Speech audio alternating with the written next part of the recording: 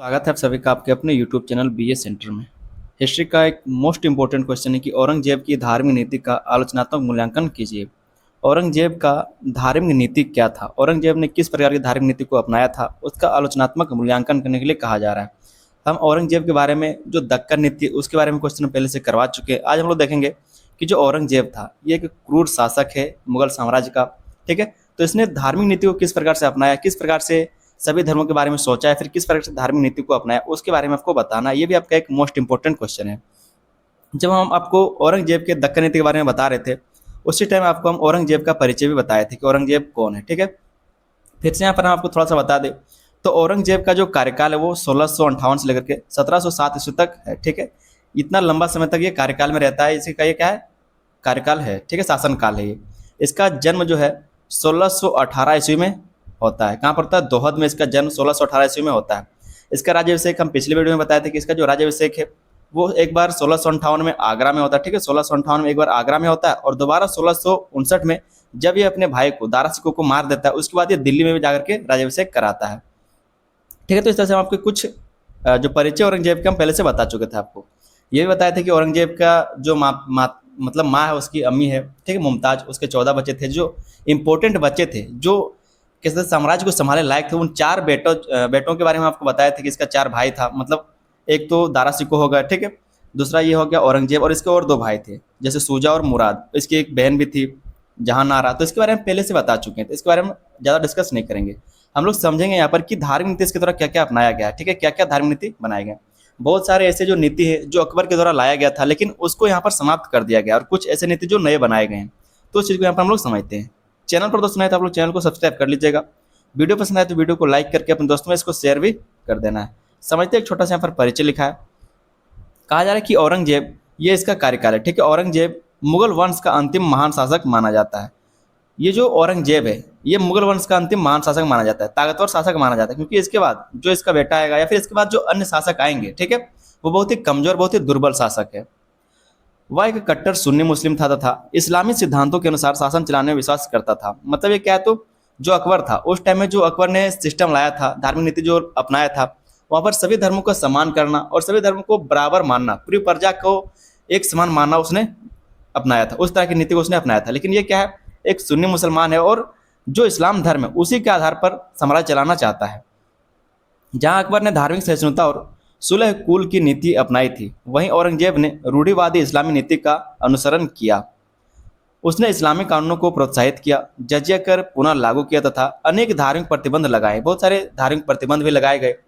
उसकी धार्मिक नीति भारतीय इतिहास की सबसे विवादास्पद नीतियों में से एक मानी जाती है। कहा जा रहा है कि कुछ इतिहासकार इसे उसकी धार्मिक निष्ठा का प्रतीक मानते हैं। धार्मिक निष्ठा का प्रतीक मानते हैं मतलब वो क्योंकि इस्लाम धर्म को मानने वाला व्यक्ति था, तो उस तरह से कहा जा रहा है कि वो उसके धार्मिक निष्ठा का ये प्रतीक मानता था। जबकि अन्य इतिहासकार इसे मुगल साम्राज्य के पतन का प्रमुख कारण मानते हैं। कई सारे इतिहासकार इसको, यही सब जो कारण है जो इसके द्वारा नीति अपनाई गई, वही क्या है, तो मुगल साम्राज्य का पतन का कारण बना। इस तरह से कई सारे इतिहासकार इसको मानते हैं। तो यहाँ पर आपने एक छोटा सा परिचय लिख लेना है। परिचय को हम आपको शुरू में ही बता चुके, तो उस तरह से भी लिख सकते हैं, या फिर जो भी यहाँ पर लिखा हुआ था उस तरह से भी आप इसको लिख सकते हैं।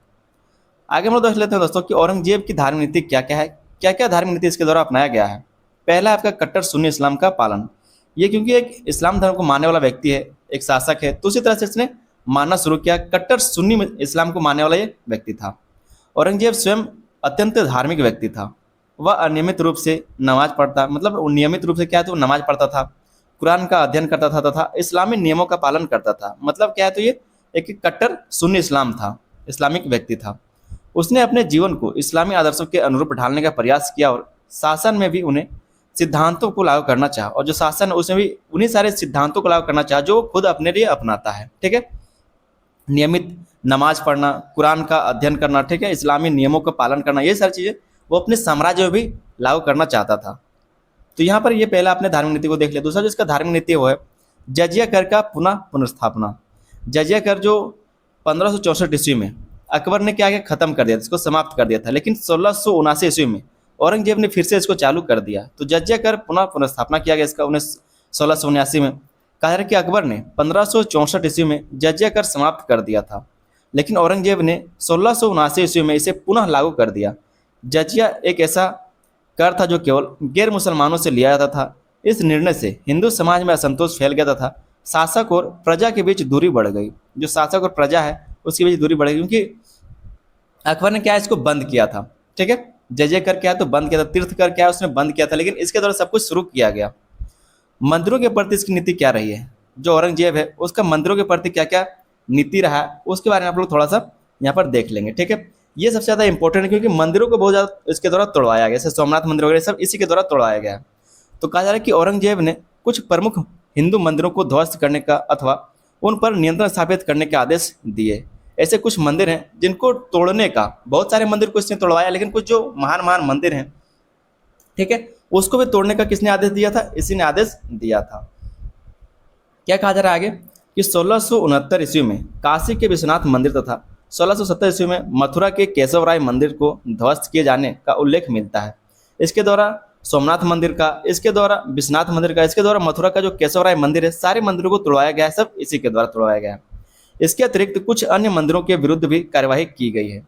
जो कुछ और भी मंदिर है भारत के हिंदू धर्म के जो मंदिर है उनको और भी इसके द्वारा कुछ तोड़वाया गया है। हालांकि सभी मंदिरों को नष्ट नहीं किया गया और अनेक मंदिरों को शाही संरक्षण भी मिलता रहा। ठीक है, फिर भी उसकी इस नीति ने व्यापक आलोचना को जन्म दिया। कई सारे मंदिरों को तोड़वा दिया गया, कई सारे मंदिरों को अपने नियंत्रण में ले लिया गया, कई सारे मंदिरों को लूट लिया गया। ठीक है, तो इस तरह से इसके द्वारा काम कराया गया, मंदिरों के लिए इस तरह से उसने नीति अपनाया है। चौथा है फतवा है आलमगीरी का संकलन। इसके द्वारा एक पुस्तक लिखा गया कह सकते हैं, या फिर एक संकलन किया गया जिसको बोलते हैं फतवा है आलमगीरी। ये इसने खुद लिखा, औरंगजेब ने इसको खुद लिखा है। ठीक है, औरंगजेब ने इस्लामी कानूनों का एक विस्तृत संकलन तैयार करवाया जिसे फतवा आलमगीरी कहा जाता है। इसी के द्वारा ये तैयार करवाया गया, इसी के द्वारा ये लिखा गया फतवा आलमगीरी। यह ग्रंथ शासन एवं न्याय व्यवस्था को इस्लामिक कानूनों के अनुरूप संचालित करने के उद्देश्य से तैयार किया गया था। और ये जो ग्रंथ है, ये जो पुस्तक है, ये शासन और अन्य व्यवस्था को चलाने के लिए, इस्लाम धर्म के अनुसार, इस्लाम कानून के अनुसार चलाने के लिए उद्देश्य से इसको तैयार किया गया था फतवा आलमगीरी। इसमें क्या है, तो इस्लामिक चीज़ों को लिखा गया है और उसी के आधार पर किस तरह से जो साम्राज्य वो चलाया जाएगा उसके बारे में इसमें लिखा गया है। ठीक है, इसको बोलते हैं फतवा आलमगीरी। ये इसी के द्वारा, औरंगजेब के द्वारा ही लिखा गया है। अगला जो पॉइंट है, जो नीति, वो है धार्मिक करों और प्रतिबंधों की नीति। धार्मिक कर लगाए गए और कुछ प्रतिबंध भी लगाए गए। उसने कुछ हिंदू धार्मिक उत्सवों और प्रथाओं पर नियंत्रण लगाने का प्रयास किया। जो त्यौहार मनाए जाते हैं, ठीक है, जो प्रथाएं होती है, जो परंपराएं होती, उस पर भी क्या है, इसने काबू पाने का, नियंत्रण करने का क्या है, तो प्रयास किया। कई सारे उत्सवों में, प्रथाओं में, धर्मों में क्या है, उसने कर लगाया है। कई स्थानों पर नए मंदिरों के निर्माण पर प्रतिबंध लगाए तथा कुछ धार्मिक करों को पुनः लागू किया गया। जो कुछ धार्मिक कर थे उसको फिर से लागू कर दिया गया। ठीक है, छठा जो यहाँ पर इसके द्वारा धार्मिक नीति अपनाया गया वो है संगीत एवं दरबारी मनोरंजन पर नियंत्रण।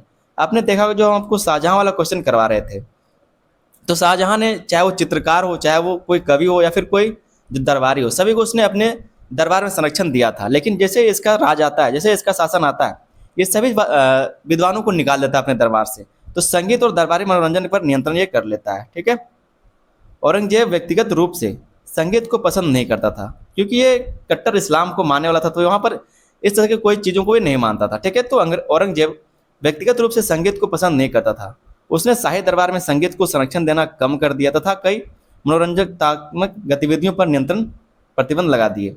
कई सारे जो मनोरंजन वाली चीज़ें होती, जो गतिविधियाँ होती, उस पर प्रतिबंध भी लगा दिया गया। हालांकि संगीत पूरी तरह समाप्त नहीं हुआ, लेकिन उसे पूर्ववर्ती शासकों जैसा संरक्षण नहीं मिला। जैसे अन्य इसके पूर्ववर्ती शासक थे, उसने दरबार में संरक्षण दिया था चित्रकारों को, कवियों को, ठीक है, जो विद्वान है उन सभी को। लेकिन इसने इन सभी चीज़ों को हटाया है, नियंत्रण स्थापित किया है, अपने हिसाब से कंट्रोल किया है। सातों जहाँ पर हम लोग इसकी नीति को देखेंगे वो है सिखों के साथ संबंध। सिखों के साथ भी इसका जो संबंध है वो अच्छा नहीं था। 1675 ईस्वी में गुरु तेग बहादुर को मृत्युदंड दिया गया। 1675 ईस्वी में पहले इसको गिरफ्तार किया था, जो गुरु तेग बहादुर जी हैं इनको गिरफ्तार किया जाता है इसके द्वारा, औरंगजेब के द्वारा। फिर बाद में इनकी हत्या कर दी जाती है, इसका सर काट दिया जाता है। जो गुरु तेग बहादुर जी, इनका सर काट दिया जाता है। इनका सर जिस जगह पर काटा जाता है, जिस जगह पर इनका सर गिरता है, आज उस वहीं पर आप देखते हैं दिल्ली में जो शीशगंज गुरुद्वारा वहीं पर बनाया गया, जहाँ पर इनका सर शीश गिरा था, फिर कैसे जो सर है वो गिरा था। ठीक है, तो इनको मृत्युदंड दे दिया जाता है। इस घटना ने सिख समुदाय और मुगल सत्ता के बीच संघर्ष को और अधिक तीव्र बना दिया। ऐसा नहीं कि सिर्फ गुरु तेग बहादुर जी, इनके बाद जो 10वें सिख गुरु आते हैं, गुरु गोविंद सिंह जी, उनके साथ भी ये ऐसा ही व्यवहार करता है। ठीक है, इनके साथ भी जो गुरु गोविंद सिंह होते हैं, उनके साथ साथ इनके जो 4 बेटे होते हैं, इनके 4 बेटे से साहिबजादा होते हैं। साहिबजादा जुझार सिंह होते हैं, अजीत सिंह होते हैं, जोरावर सिंह होते हैं, फतेह सिंह होते हैं, ठीक है।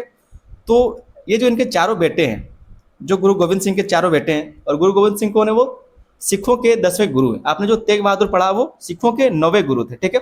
तो 9वें गुरु को पहले वो लोग मार देते हैं, ठीक है, मृत्युदंड दे देते हैं। उसके बाद 10वें गुरु का क्या करते हैं लोग? उसको ही मारते हैं। और जो गुरु गोविंद सिंह जी के दो बेटे हैं वो तो पहले ही मारे जाते हैं, मतलब शहीद हो जाते हैं वो लोग युद्ध में ही। और जो तो छोटे बेटे बचे हुए रहते हैं उनको दीवार में चुनवा दिया जाता है। किसके द्वारा? औरंगजेब के द्वारा ही चुनवा दिया जाता है, ठीक है। तो इस तरह से उनको भी मृत्युदंड दे दिया जाता है। बाद में कहा जा रहा है कि बाद में गुरु गोविंद सिंह के नेतृत्व में सिख शक्ति अधिक संगठित होकर उभरी, लेकिन इनको भी क्या है तो मृत्युदंड दे दिया जाता है। तो इस तरह से ये बहुत ही क्रूर व्यक्ति था। आगे हम लोग देख लेते हैं औरंगजेब की धार्मिक नीति का आलोचनात्मक मूल्यांकन। औरंगजेब का जो धार्मिक नीति अपनाया गया उसका आलोचनात्मक मूल्यांकन देख लेते हैं। क्या इसने सही किया, क्या गलत किया, और क्या इसका परिणाम देखने को मिला। पहला, धार्मिक निष्ठा का परिचय परिचायक है। धार्मिक निष्ठा का ये परिचायक है। औरंगजेब के समर्थकों के अनुसार उसकी धार्मिक नीति उसकी गहरी धार्मिक आस्था का परिणाम थी। मतलब जिस तरह से वो अपने धर्म में डूबा हुआ था उसी का ये परिणाम था कि जिस तरह से इसने धार्मिक नीति को अपनाया है। उसने एक सच्चे मुस्लिम शासक के रूप में इस्लामी सिद्धांतों का पालन किया और शासन को धार्मिक आदर्शों के अनुरूप चलाने का प्रयास किया। मतलब वो एक इस्लाम धर्म को मानने वाला व्यक्ति था, तो जिस तरह से इस्लाम धर्म में चलाया जाता है उसी तरह से उसने अपने साम्राज्य को चलाने का प्रयास किया। तो ये बात यहाँ पर कहा जा रहा है कि धार्मिक निष्ठा का परिचायक था वो, ठीक है। दूसरी जिसकी आलोचना है वो है अकबर की नीति से पूर्णतः भिन्न। अकबर की जो नीति अपनाई गई थी, धार्मिक नीति जो अकबर ने अपनाया था उसे पूर्णतः क्या है तो भिन्न है, अलग था। अकबर ने जहां धार्मिक सहिष्णुता और सर्वधर्म स्वभाव को महत्व दिया था, वही औरंगजेब ने इस्लामी रूढ़िवादिता को बढ़ावा दिया। इस कारण उसकी नीति अधिक संकीर्ण मानी जाती है। जहां पर अकबर ने सभी धर्मों को बराबर माना, सभी धर्मों को सम्मान करना सिखाया, सभी धर्मों को सम्मान दिया, वहीं पर औरंगजेब ने सिर्फ इस्लाम धर्म को मौजूद माना, सिर्फ इस्लाम धर्म को ही रखना चाहा, बाकी सभी धर्मों को तुच्छ समझा, ठीक है, उपेक्षा की उनकी। तो ये क्या है, उनके नीति के अगर अपेक्षा बात करें तो ये बहुत ही संकीर्ण देखने को मिलता है। तीसरा हम यहाँ पर देखते हैं हिंदू समाज में असंतोष, क्योंकि बहुत सारे मंदिरों को तोड़ा गया, बहुत सारे कर लगाए गए, धार्मिक कर लगाए, जिसके कारण जो हिंदू थे उनमें असंतोष बढ़ा। जजिया कर की पुनर्स्थापना तथा मंदिरों के विरुद्ध की गई कार्यवाहियों से हिंदू समाज का एक बड़ा वर्ग असंतुष्ट हो गया। इससे मुगल शासन के प्रति निष्ठा कमजोर हुई। जो मुगल शासन था उसके लिए क्या तो निष्ठा कमजोर हो गया। इसके द्वारा कुछ और भी काम किए गए, ऐसा नहीं कि सिर्फ इसने क्या किया कि मतलब कि गलत काम ही किए, कुछ एक दो अच्छे काम किए, लेकिन वो अच्छा नहीं मान सकते। अगर आप 100 खराब काम करते हैं और एक अच्छा काम करते हैं तो बहुत बड़ा काम नहीं हो जाएगा, ठीक है।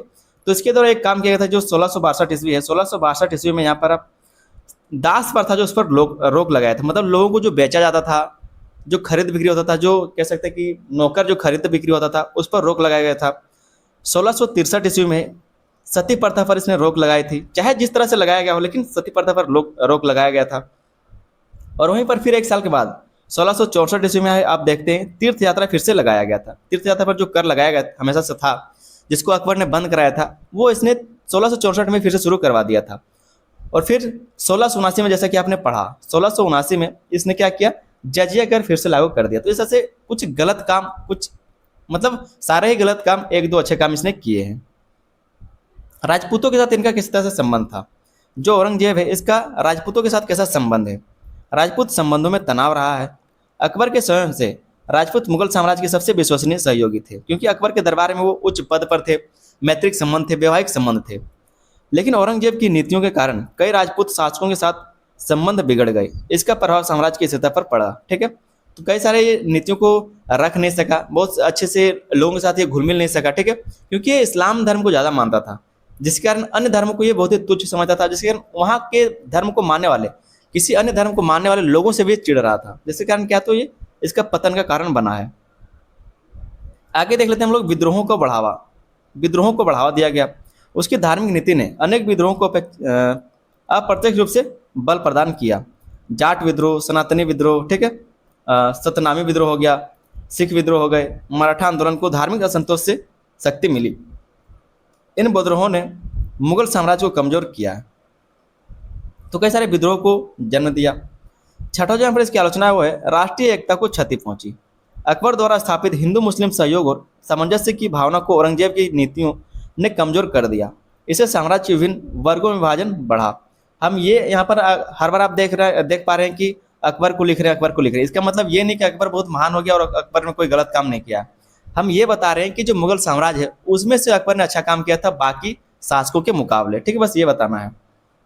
सातवां पॉइंट है कि प्रशासनिक समस्याओं में वृद्धि। धार्मिक संघर्षों और विद्रोहों के कारण शासन का बहुत बड़ा भाग इन्हें नियंत्रित करने में व्यस्त रहने लगा। इससे प्रशासनिक क्षमता प्रभावित हुई। से जो प्रशासनिक क्षमता है वो प्रभावित होने, क्योंकि विद्रोहों को दबाने में बहुत सारे लोग लगने लगे। अगला है इतिहासकारों का मत। इतिहासकार क्या कहते हैं इसके बारे में, उस चीज़ को यहाँ पर आप लोग देख लेंगे।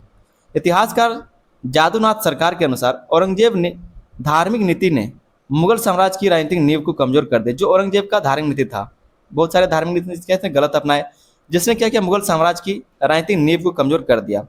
स्टैनली क्या कहते हैं कि औरंगजेब की संकीर्ण धार्मिक नीति उसके साम्राज्य के लिए हानिकारक सिद्ध हुआ। वहीं कुछ इतिहासकार का मानना है कि उसकी नीतियों को केवल धार्मिक दृष्टि से देखना चाहिए, नहीं देखना चाहिए। ठीक है, क्योंकि कई निर्णयों के पीछे राजनीतिक कारण भी थे। कहा जा रहा है कई सारे जो निर्णय इसने लिए उसके पीछे राजनीतिक कारण भी शामिल थे। चाहे जो भी हो, लेकिन इन्हीं सब कारणों के कारण जो मुगल साम्राज्य उसका पतन हुआ, जब ये मरा उसके बाद कोई शासक रहा नहीं मजबूत, और गृह युद्ध छिड़ गया था। मतलब कौन राजा बनेगा, कौन सा क्षेत्र में कौन राजा बनेगा, इसके लिए बहुत ज़्यादा गृह युद्ध छिड़ गया था। आगे हम लोग देख लेते हैं यहाँ पर औरंगजेब की धार्मिक नीति की प्रमुख उपलब्धियाँ। पहला, इस्लामिक कानूनों और न्याय व्यवस्था को व्यवस्थित रूप दिया। जो इस्लामिक कानून थे, जो न्याय व्यवस्था था, उसको व्यवस्थित रूप इसने दिया। फतवा आलमगीर जैसे महत्वपूर्ण विधि ग्रंथ का संकलन कराया। ठीक है, ये क्या है कि इस्लामिक कानून का एक किताब है जिसके माध्यम से साम्राज्य को चलाने का काम किया गया। व्यक्तिगत जीवन में सादगी और धार्मिक अनुशासन का उदाहरण प्रस्तुत किया। व्यक्तिगत जीवन में सादगी और धार्मिक अनुशासन, मतलब वो जिस धर्म को मानने वाला था उस तरह से किस तरह से वहाँ पर अनुशासन बनाए रखना, उसके लिए बताया जा रहा है। शासन में नैतिकता और अनुशासन बनाए रखने का प्रयास किया। ठीक है, कहा जा रहा है कि औरंगजेब की धार्मिक नीति की प्रमुख कमियां हम लोग देख लेते हैं। जजिया कर की पुनर्स्थापना से व्यापक असंतोष फैला। जजिया कर जब फिर से लागू किया गया था, ठीक है, 1679 में फिर से जब जजिया कर लाया गया, उससे क्या हुआ, फिर से असंतोष फैल गया। हिंदू मुस्लिम संबंधों में जो कटुता है वो बढ़ी। राजपूतों, सिखों, जाटों और मराठों के विद्रोह को बल मिला। राष्ट्रीय एकता को और सांप्रदायिक सद्भाव कमजोर हुए। मुगल साम्राज्य की राजनीतिक स्थिरता पर प्रतिकूल प्रभाव पड़े। तो इस तरह से कुछ इसकी कमियां भी और कुछ लाभ भी, कुछ उपलब्धियां भी हैं। आगे एक छोटा सा हम लोग बस निष्कर्ष देख लेंगे। कहा जा रहा है कि औरंगजेब की धार्मिक नीति उसकी व्यक्तिगत धार्मिक आस्था और रूढ़िवादी विचारों से प्रभावित थी। उसने इस्लामी सिद्धांतों को शासन का आधार बनाने का प्रयास किया तथा जजिया कर की पुनर्स्थापना, फतवा आलमगीरी के संकलन और धार्मिक नियंत्रण जैसे कदम उठाए। यद्यपि इन नीतियों ने इस्लामी परंपराओं को मजबूत किया, लेकिन साथ ही हिंदू समाज, राजपूतों, सिखों और मराठों में असंतोष भी उत्पन्न किया। परिणाम स्वरूप समाज में विद्रोह बढ़े और राष्ट्रीय एकता कमजोर हुई। इसलिए अधिकांश इतिहासकारों का मत है कि औरंगजेब की धार्मिक नीति अल्पकाल में धार्मिक दृष्टि से सफल रहा, किंतु दीर्घकाल में राजनीतिक दृष्टि से हानिकारक सिद्ध हुई। मुगल साम्राज्य के पतन में उसकी महत्वपूर्ण भूमिका रही। तो इस तरह से मतलब अगर हम लोग तत्काल का बात करें तो उसका जो नीति था वो बहुत ही कारगर रहा, लेकिन लंबे समय का बात करें तो मुगल साम्राज्य के पतन का एक महत्वपूर्ण कारण रहा। तो इस तरह से आप लोग इस क्वेश्चन के आंसर को लिखेंगे। चैनल पर नए तो आप लोग चैनल को सब्सक्राइब भी जरूर कर लीजिएगा। वीडियो को लाइक करके अपने दोस्तों में इसको शेयर भी कर देना है। मिलते हैं हम लोग किसी अगले वीडियो में, तब तक के लिए धन्यवाद। जय हिंद।